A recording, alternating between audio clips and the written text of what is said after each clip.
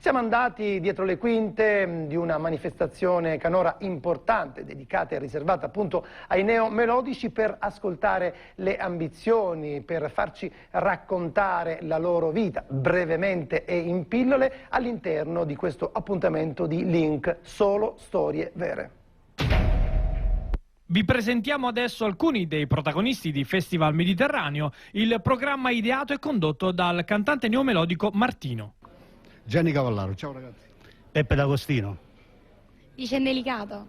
Sabrina. Desiree Ragusa. Nancy. Fili La Placa. Io appunto facendo teatro mi trovo a confrontarmi con diverse tipologie di persone. Quello che ti posso dire dalla mia esperienza personale è che l'affetto, la complicità, la collaborazione che trovo in questo gruppo, se così si può dire, non l'ho mai trovata da nessuna parte. Io sono una curatrice d'immagine e oggi mi ritrovo qua a riscoprire la canzone napoletana che veramente mi piace tantissimo, e ringrazio Salvo La Rosa e il grande Martino, il nostro direttore, per farmi riscoprire questo inno napoletano, perché veramente ho capito che è una musica veramente ascoltata e molto coinvolgente. La musica napoletana per noi è tutto, è la passione, l'amore, la vita che ci gira intorno. Adesso c'è proprio un napoletano diverso, più italianizzato, però sempre bello. Alla neomelodica ci sono arrivata successivamente, perché ogni qualvolta ascoltavo un brano classico mi emozionava tantissimo, e quindi mi sono voluta, diciamo così, cimentare su questa strada. Nella vita lavoro in uno studio medico. Faccio tutt'altra cosa. E io nella vita faccio tutt'altro, faccio l'operatore ecologico per la città di Catania.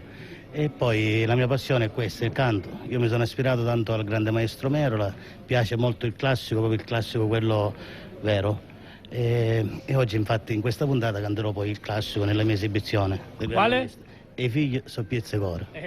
Ci mancherebbe. Gli artisti che siamo qui in questa trasmissione penso che è quello di emergere comunque in questo campo, però insomma viviamo di sogni. Ma tu vivi di questo o fai anche altro nella vita? No, questa è una passione che se poi comunque si tramuta anche in lavoro, ancora meglio, però comunque vivo di altro. Molti cantanti neomelodici che ci sono qua a Catania, di tutto rispetto, sono ben conosciuti anche a Napoli, e molti cantanti di Napoli vengono a fare tantissime serate qua da noi in Sicilia, in piazza. Salutiamo a questo punto tutti gli amici di Link, invitandoli ad ascoltare anche loro un po' di buona musica neomelodica.